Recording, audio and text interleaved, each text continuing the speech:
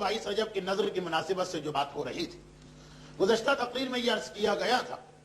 کہ نظر و نیاز در حقیقت ایک تحفہ جو خدمت امام میں پیش کیا جاتا، چنانچہ اس میں کسی تاریخ اور غیر تاریخ کا مسئلہ نہیں، سال میں جب کبھی نظر کرے جب کبھی نیاز کرے، اور یہ بھی یقینی بات ہے کہ جو کچھ بھی آپ اس انداز سے معصوم تک پہنچاتے ہیں یہ اس کے بدلے میں آپ کے گھر میں برکتیں لے کے تو ضرور آتا۔ یہ ممکن ہی نہیں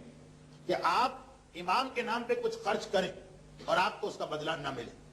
اس حدیث میں ایک چیز یہ بھی شامل ہے، وہ جو پیغمبر اسلام کی ایک حدیث میں اکثر پڑھتا ہوں کہ سنو، نبی کا کام قسمیں کھانا نہیں ہوتا، مگر 3 چیزیں ایسی ہیں جس کے لیے میں قسم کھانے کو تیار ہوں، 3 خرچے ایسے ہیں جس کے لیے میں قسم کھانے کو تیار ہوں۔ نبی قسم نہیں کھاتا مگر ان 3 چیزوں کے لیے قسم کھا رہا کہ اگر کوئی یہ 3 خرچے کرے گا تو آخرت کا جو اجر ہے وہ تو محفوظ رہے گا، دنیا میں بھی اسے کم سے کم 70 گنا ہو کے واپس ملے گا۔ اور اس میں پیغمبر نے چیز یہی کہی کہ مجھ پر اور میری آل پہ کیا جانے والا خرچہ، تو یہ نظر و نیاز، یہ حقیقت یہ ہو ہی نہیں سکتا کہ خالی ایک رسم و رواج، چاہے ہمیں اندازہ بھی نہ ہو مگر اس کا جواب جو بارگاہ معصومین سے آتا وہ بڑی برکت والا آتا۔ اور یاد رکھیں، امام کی جانب سے ہمیں کوئی ہدیہ اور تحفہ ملے، اس سے بڑھ کے مومن کی خوش قسمتی اور سعادت کچھ نہیں ہو سکتی۔ وہ واقعہ بھی آپ یاد کریں کہ امام کی طرف سے کچھ ملے تو چھوڑے، امام کی طرف سے خالی جملہ سننے کو مل جائے، اس کی خاطر ابتدائی عہد اسلامی میں لوگ کتنے جتن کرتے تھے، یہاں تک کہ وہ واقعہ جو اگرچہ فقہی اعتبار سے حرام ہے لیکن اس وقت تک یہ مسئلہ نہیں آیا تھا، چنانچہ پیغمبر اسلام اس آدمی کی اس غلطی کو معاف بھی کیا، اور یہ کہہ کے معاف کیا کہ عمل غلط ہے مگر نیت کتنی اچھی۔ وہ بہت ہی تفصیلی واقعہ لیکن اس کا آخری ٹکڑا کہ جب پیغمبر اسلام کو ایک مسلمان کے گھر جانا پڑا، وہ اس کی کنیز کا مسئلہ اور کنیز کا رونا دھونا کہ میرا آقا مجھے سزا دے گا، اتنی تاخیر ہو گئی، اور پیغمبر اس کے گھر میں گئے اور دروازے پہ کھڑے ہو کے سلام کرتے ہیں، السلام علیکم یا اہل بیت، اے گھر کے رہنے والوں تو پہ میرا سلام۔ کوئی جواب نہیں ملا، پیغمبر نے دوبارہ اپنے سلام کو دہرایا، السلام علیکم یا اہل بیت۔ جب دوبارہ جواب نہ ملا تو 12 پیغمبر نے اپنے سلام کو دہرایا، اور تیسری مرتبہ بھی جواب نہ ملا تو پیغمبر واپس چلے۔ دستور ہے پیغمبر اسلام کا کہ کسی بھی گھر جب جاتے ہیں تو 3 مرتبہ سلام کرتے ہیں، اگر تینوں مرتبہ میں جواب نہ ملے تو پیغمبر سمجھ لیتے ہیں کہ یا تو گھر میں کوئی ہے نہیں یا ہے تو اس وقت مل نہیں سکتا، اور پیغمبر واپس ہو جاتے ہیں۔ تیسری مرتبہ جب پیغمبر سلام کر کے واپس ہوئے تو ایک مرتبہ گھر کا دروازہ کھلتا اور صاحب خانہ دوڑ کے باہر آتا، وعلیک السلام یا رسول اللہ، وعلیک السلام یا رسول اللہ، وعلیک السلام یا رسول اللہ۔ پیغمبر اسلام نے سوال کیا، یہ بہار کی حدیث جسے شہید مرتضی مطہری نے داستان راستان یعنی سچوں کی کہانیوں میں بھی نقل کیا کہ پیغمبر اسلام فرماتے ہیں کہ اے شخص اتنی دیر سے باہر آیا، کیا میرے سلام کی آواز تو نے نہیں سنی؟ کہا اللہ کے رسول آواز تو سن لی تھی۔ تو کہا کہ پھر جواب کیوں نہیں دیا؟ کہا کہ اے اللہ کے رسول، جب آپ سلام کر رہے تھے، سلام کیا ہے؟ سلام کے معنی ہے تم پر سلامتی۔ اسلام کی نگاہ میں ایک مومن پر دوسرے مومن کی جان مال اور عزت کا کتنا احترام کہ جب پہلی ملاقات ہو اس کا چہرہ دیکھو تو پہلی بات یہی کہو کہ اللہ کی سلامتی تم پر، میں تمہارے لیے پیغام سلامتی لے کے آیا ہوں۔ تو اس نے کہا کہ اللہ کے رسول جب آپ سلام کر رہے تھے تو گویا سلام نہیں تھی، ایک دعا مجھ پر بھیج رہے تھے، میں نے سوچا کہ اگر میں پہلی مرتبہ آپ کو جواب دے دوں گا تو آپ دوبارہ سلام نہیں کریں گے، اور میرا دل چاہ رہا تھا کہ مجھے اور میرے گھر والوں کو آپ کی طرف سے زیادہ دعا ملے، چنانچہ میں نے دوبارہ آپ کا سلام سنا، اور پھر میں نے سوچا کہ اگر میں نے جواب دے دیا تو جو دعا رسول کی زبان سے میرے گھر میں آ رہی اس کا سلسلہ رک جائے گا، چنانچہ میں نے پھر انتظار کیا۔ تیسری مرتبہ جو آپ نے سلام کیا یہ تیسری دعا بنی، پھر بھی میرا دل نہیں چاہ رہا تھا جواب دینے کا کہ اگر میں جواب دیتا ہوں تو دعائے سلامتی میں کمی ہوتی ہے، ایک مرتبہ آپ اور سلام کریں، لیکن جب میں نے دیکھا کہ آپ تیسرے سلام کے بعد آپ واپس پلٹ رہے ہیں تو پھر میں نے آپ کو سلام کا جواب دیا۔ آج تو فقہی اعتبار سے جواب سلام واجب بھی ہے اور واجب فوری بھی ہے، فوراً جواب دینا، یہاں تک کہ اگر نماز تک میں آپ کو کوئی سلام کرے تو مسائل شریعہ کا خیال کرتے ہوئے اسی نماز میں آپ کو جواب سلام کرنا رد السلام واجب، لیکن پہلی بات یہ واقعہ اس وقت کا ہے کہ جب یہ فقہی حکم نہیں آیا تھا، اور دوسری بات یہ کہ بہرحال وہ انسان اس مسئلے سے جاہل تھا، تو پیغمبر اسلام نے کیا اس سے ارشاد فرمایا؟ کہا کہ اے شخص تیرا عمل تو انتہائی بدتر تھا، کہ اگر اسلام میں سلام کا جواب اس وقت تک واجب نہ بھی ہوا تب بھی بہرحال ایک آدمی پکار رہا، اسے زیادہ زحمت میں ڈالنا، اس اعتبار سے عمل تیرا بدتر تھا لیکن نیت تیری بہترین تھی، اس لیے خدا نے اس نیت پر بھی تجھے اجر دیا۔ لیکن بہرحال یہ مسئلہ اس وقت تک جب تک کہ فقہی حکم نازل نہیں ہوا۔ تو اب اس زمانے کے لوگ فقط ایک دعا ہم کو رسول کی جانب سے مل جائے اس کے لیے اتنے جتن کیا کرتے ہیں، اور اگر واقعاً کوئی ہدیہ اور تحفہ مل جائے بارگاہ رسالت و امامت سے ہمارے لیے کوئی تحفہ آتا، اس سے زیادہ برکت والی کوئی چیز نہیں۔ ایک دینار بھی اگر آتا تو لاکھوں میں انسان کھیلنے لگتا، اور یہ ممکن نہیں کہ ہم امام کے نام پہ کچھ بھی خرچ کریں، نظر ہو، نیاز ہو، مجلس ہو، ماتم ہو، زیارت ہو، امام کے نام پہ کوئی خرچ کیا جائے، یہ ممکن ہی نہیں کہ امام اس کا ریٹرن ہم کو نہ دے، امام کی جانب سے اس کا بدلہ ہم کو نہ ملے۔ لیکن بس ایک بات کا خیال رکھنا، اور وہی جو ہمارے یہاں سب سے زیادہ غلطی ہو جاتی، وہ یہ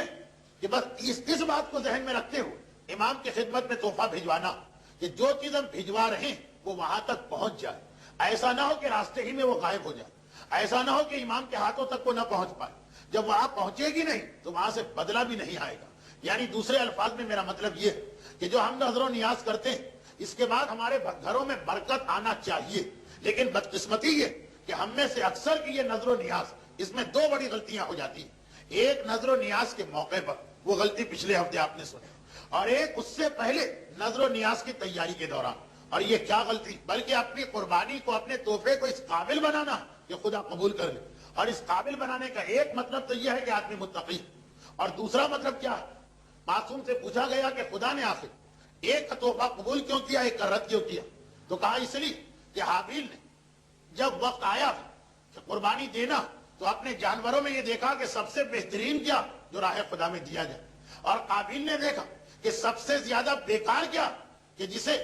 پیسے ہی کوڑے میں پھینکنا تھا، چلو اللہ کے نام پہ دے دو۔ یہ فکر کا فرق آ گیا۔ یہاں پہ ہمارے سامنے دو فکر ہے، دو فکریں ہیں۔ ایک یہ کہ جب انسان کو راہ خدا میں دینا ہوتا تو ایک آدمی یہ چاہتا کہ میں اپنے مال کا، اپنی جائیداد کا بہترین سے بہترین راہ خدا میں پیش کروں، اور ایک فکر یہ ہے کہ دینا تو ہے، بچنا تو نہیں، بھاگنا تو نہیں، لیکن وہ چیز راہ خدا میں دو جو اپنے کسی کام کی نہ ہو، ویسے ہی بیکار ہے، ٹوٹی پھوٹی ہے، اٹھا کے کسی کواڑی کے ہاتھ میں فروخت کرنا، تو معاذ اللہ خدا سے بہتر کون ہے، اسی کو دے دو۔ ایک یہ فکر آئی اور ایک وہ فکر آئی۔ اللہ کے یہاں قبولیت کس کی ہے کہ جو اپنی بہترین عزیز ترین شے راہ خدا میں دیتا، اور اللہ کے یہاں کس کا عمل رد ہے کہ جو بدترین چیز کو راہ خدا میں پیش کر رہا ہے۔ نہ صرف یہ کہ رد، بلکہ اس کے بعد وہ انسان ایسا ہوتا کہ قیامت تک کے لیے لعنتوں میں اولیت قابیل کو حاصل ہوئی۔ پہلی لعنت قابیل پہ آئی، جتنے بعد میں ملعون وہ بہرحال ہیں سب قابیل کے بعد، اولیت تو قابیل ہی کو ملی۔ اب دیکھیے یہی چیز ہمارے یہاں نظر و نیاز کرنا، مسجد میں، امام بارگاہ میں، کسی دینی کام میں، کسی عالم پر، کسی مدرسے پر، کسی طالب علم پر، یا ویسے ہی براہ راست امام کے نام پہ کچھ دینا۔ دو فکریں، دو اصول آئے ہمارے سامنے، ایک تو تقوی اور غیر تقوی، اور دوسرا اصول کیا آیا کہ بہترین شے کون دے رہا ہے اور بدترین شے کون دے رہا۔ اچھا بہترین اور بدترین کسے کہتے ہیں؟ یہ سوال لوگ کہتے ہیں کہ واہ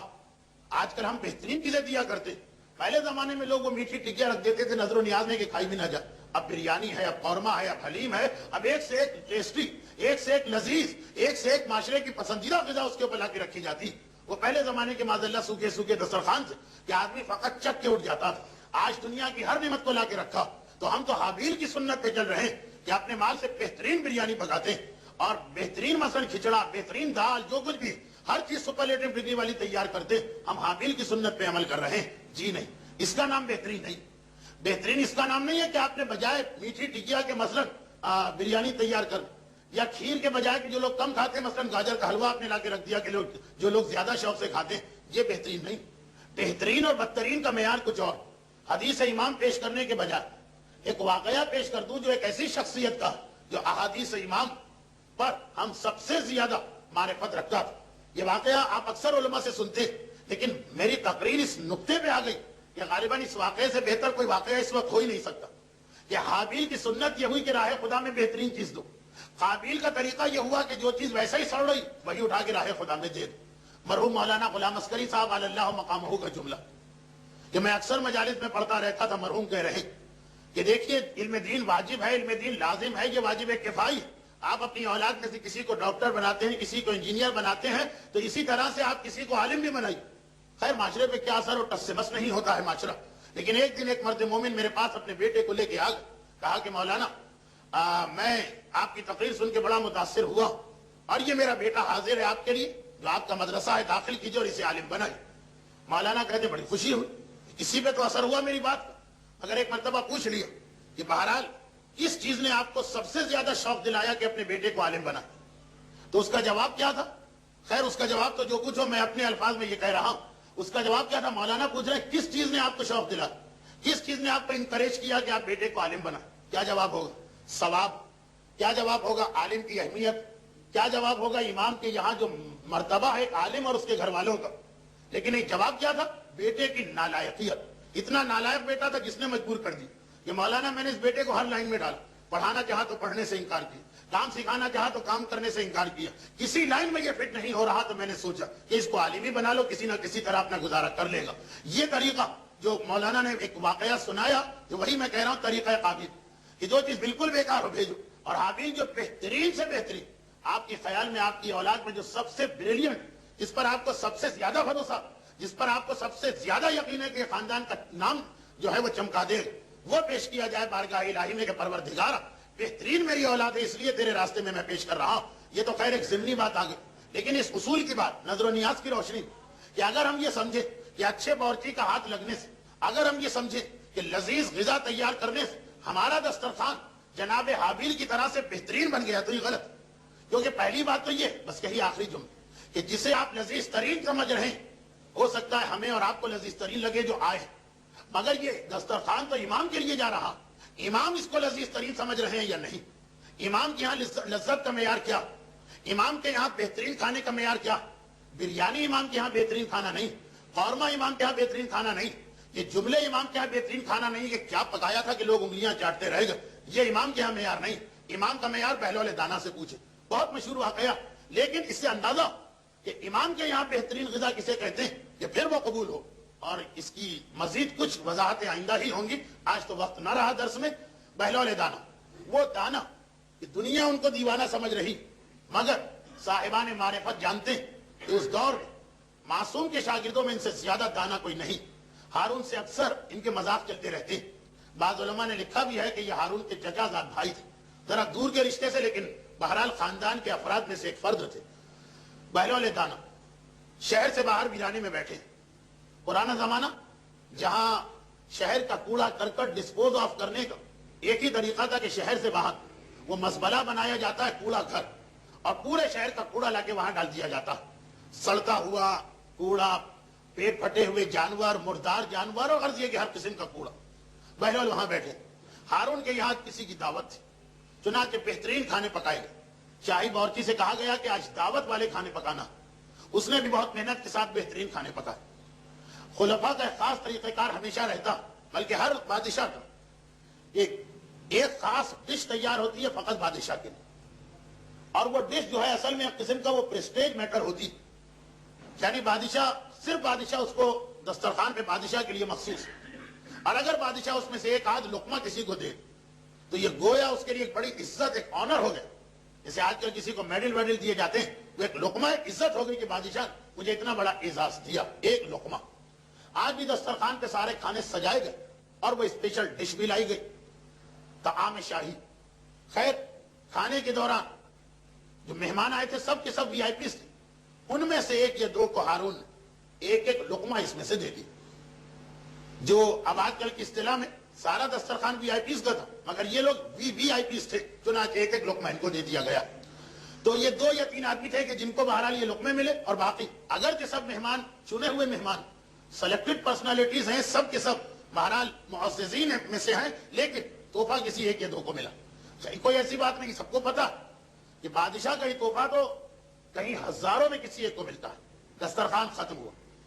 ہارون کو یاد آیا، کہا کہ بہلول بہت دنوں سے نظر نہیں آئے، پہلے تو ہر صبح و شام ایک چکر لگتا تھا، اکثر دسترخوان کے قریب بھی ہوتے تھے، لیکن کئی دنوں سے نظر نہیں آئے، کہاں ہے بہلول؟ اپنے خاص نوکر کو بلایا، نوکر تو نہیں کہیں گے، آج کل کی اصطلاح میں ہوگا مثلا پرسنل سیکریٹری، اس کو بلایا، اور کہا کہ یہ جو میرے لیے خاص کھانا تیار ہوا تھا جاؤ جا کے بہلول کو دے دو۔ بادشاہوں کا مزاج ایسا ہی ہوتا کہ جیسا کہ سعدی نے گلستان میں لکھا کہ کبھی ان کو گالی دو تو وہ خلت دیتے اور کبھی سلام کرو تو گردن کٹوا دیتے۔ بادشاہ کے مزاج کا کوئی بھروسہ نہیں، جاؤ بہلول کو دے دو۔ سارا دربار ایک مرتبہ حیران ہو گئے، ایک لقمے کے لیے لوگ مرتے ہیں اور یہ پوری ڈش بہلول کے پاس جا رہی۔ شاہی قاعدے کے مطابق وہ بادشاہ کا خاص اسسٹنٹ یا پرسنل سیکریٹری اس پیالے کو اپنے سر پہ رکھ کے چلا، احترام عزت، اور تلاش میں نکلا بہلول۔ لوگوں نے کہا کہ وہ تو ہمیں کئی دنوں سے کھنڈر میں نظر آ رہے ہیں، وہ جو شہر کے باہر کوڑا گھر وہاں بیٹھے۔ پہنچا خیر وہ غلام خاص، دیکھا کہ واقعاً بہلول وہاں پہ۔ ایک مرتبہ بہلول سے کہا کہ بہلول مبارک کھڑے ہو جاؤ۔ بہلول نے کہا آخر کیوں کھڑا ہوں؟ کہا کہ تمہارے لیے بادشاہ کا خاص تحفہ آیا، شاہی تحفہ تمہارے لیے آ رہا، اور یہ خاص غذا ہے بادشاہ کی جو تمہیں دی گئی۔ بہلول نے اشارہ کیا ہر کوڑا گھر پہ کتے تو ہوتے ہی ہیں جو ہڈیوں پہ جھگڑا کر رہے ہوتے، کہا کہ جا کے ان کے سامنے ڈال دو۔ تو غلام کو پرسنل سیکریٹری کو یقین نہیں آ رہا، بہلول پاگل تو ہے لیکن اتنے بھی پاگل کیا ہوں، یہ شاہی تحفہ اس کا ایک چمچہ کسی کو مل جائے تو اس کے پورے خاندان کے لیے فخر کا موقع۔ ہمارے خاندان میں بادشاہ نے ایک چمچہ بھجوایا تھا شاہی تحفے کا، اور یہاں پوری ڈش مل رہی اور کہہ رہے کتے کے آگے ڈال دو۔ بہلول کو ہوا کیا؟ کہا بہلول یہ کیا کہہ رہے ہو، تمہیں پتا نہیں یہ خلیفہ ہارون رشید کا خاص الخاص کھانا ہے؟ تو بہلول کا جواب کیا تھا؟ یاد کیجیے، آپ نے واقعہ تو 25 دفعہ سنا۔ کہا کہ اتنا شور نہ مچاؤ، آہستہ بولو، اگر کتوں نے سن لیا تو کتے بھی اس کو نہیں کھائیں گے۔ اچھا یہ جو کچھ بھی بہلول نے کہا بہت بڑا فلسفہ، بہت بڑا فلسفہ کہ ظالم حکمران، اس کا مال حرام سے تیار کردہ غذا ہمیں اور آپ کو کتنی ہی لذیذ کیوں نہ لگے، لیکن جس کو اس کی حقیقت پتا ہو کہ یہ حرام والی غذا وہ اتنی نجس، اتنی بدبودار، ایسی گھناؤنی، ایسی قیاور ہوتی کہ واقعاً کتوں کو بھی اگر پتا چل جائے کہ یہ مال حرام تو وہ بھی اس کے قریب نہ پھٹکیں اگر وہ مکلف ہوتے، اگر ان کے پاس اتنا احساس ہوتا۔ بہلول بتا رہے ہیں کہ جسے تم بہترین غذا سمجھ رہے ہو چونکہ مال حرام سے تیار شدہ، تو میری نگاہ میں تو یہ کتوں کے قابل بھی نہیں، کتوں کو بھی دھوکہ دے کے کھلایا جا رہا۔ تو اب اگر ہم نے بہترین نظر و نیاز تیار کی، واہ واہ کیا کھانا ہوا ہے آج، کیا دسترخوان تھا فلاں صاحب کا۔ اب تو باقاعدہ یہ 22 رجب کے کنڈے یا اور دوسرے مواقعوں پر ٹینٹ لگتے ہیں، سڑکیں گھیری جاتی ہیں، باقاعدہ بیرے آتے ہیں سرو کرنے کے لیے، بڑی بڑی میزیں ہوتی ہیں، دیکھیں اگر یہ سب خلوص کے ساتھ سب مال حلال سے ہے تو ان مومنین کرام کو ہمارا لاکھ لاکھ سلام کہ جو اس مادی دنیا میں امام معصوم کی خاطر اپنی دولت خرچ کرنے کو تیار۔ پیسہ بہت سو کے پاس ہوتا مگر اتنا جذبہ کس کے پاس ہوتا؟ اگر واقعاً مال حلال ہے اور خلوص دل ہے تو ان سے بہتر کوئی نہیں، لیکن اگر یہ مال حرام سے تیار شدہ، چاہے ہم کو معلوم نہ، یعنی ہم یہ نہیں سمجھ رہے ہیں کہ یہ امام کو تکلیف پہنچائے گا، ہم نے تو اپنے اعتبار سے بڑی محنت کی، لیکن اگر وہ نظر و نیاز مال حرام سے تیار شدہ تو یاد رکھیے امام کی نگاہ میں وہ ایسی بدبودار، وہ ایسا مردار آپ نے تحفہ بھجوایا، وہ آپ نے ایسا نجس تحفہ بھجوایا، ایسا قیاور تحفہ بھجوایا کہ امام معصوم بجائے اس کے کہ اسے تحفہ سمجھے، کوئی تعجب نہیں کہ یہ توہین امام بن جا، یہ نجس ترین چیز جو کتوں کے قابل بھی نہیں، اور تم بارگاہ پروردگار میں بھجوا رہے، تم بارگاہ رسالت میں بھجوا رہے، تم بارگاہ امامت میں بھجوا رہے۔ تو نظر و نیاز کرنا جتنا برکت دلوانے والا عمل، انتہائی بابرکت عمل میں سے ایک، آپ کے گھر کی قسمت بن سکتی، سارے دلدر، ساری پریشانیاں، ساری مصیبتیں دور ہو سکتی اگر ہماری ایسی نیاز ہوئی جو خدا اور امام نے قبول کر لی۔ مگر اس میں سے ایک بات کا خیال رکھنا ہے جو ہمارے یہاں بڑی لاپرواہی ہو رہی، اور سب کے لیے تو نہیں کہا جا سکتا مگر مشاہدے میں یہ ضرور آیا کہ جتنا زیادہ جس کے پاس حرام ہوتا اتنا ہی شاندار و عالیشان اس کا دسترخوان بھی ہو جاتا۔ ہاں ایسے لوگ بھی ہیں جو مال حرام سے بہترین دسترخوان پیش کرتے ہیں، لیکن اکثریت کی میں بات کر رہا ہوں۔ تو ایسی نظر و نیاز جو مال حرام سے خدمت امام میں پہنچائی جا رہی، خود ہی آپ سوچیں کیا یہ امام کی شان کے مطابق، کیا امام اس سے راضی اور خوش ہو سکتے ہیں؟ اگر اس کی وجہ سے امام ہمارے گھر پہ عذاب بھی بھجوا دیں تو تعجب نہیں، مگر بہرحال ہیں وہ رحمت للعالمین کی اولاد، بہرحال ہیں وہ دنیا کے شریف ترین اور کریم ترین انسان، اس لیے ہمارے اس غلط تحفے کے باوجود امام اس کو نظر انداز کر دیتے ہیں۔ مگر اس کا مطلب یہ نہیں کہ ہم اپنی غلطیوں پہ اصرار کریں۔ چنانچہ جو فطرے کے بارے میں مسئلہ لکھا ہے کتابوں میں، یہ فطرے کی پہلی شرط یہ ہے کہ مال حلال سے ہو۔ اگر آپ کے پاس مال حلال نہیں، مال حرام ہی، تو کسی سے قرضہ لے کے آئیے حلال اور اس سے فطرہ دیجئے۔ وہی اصول نظر و نیاز پر بھی مکمل اسی طریقے سے منطبق ہے جس طرح امام خمینی اور آغا خوئی نے اپنی کتابوں میں لکھا۔ اور بس اسی کے ساتھ میری آج کی گفتگو اختتام کو پہنچی۔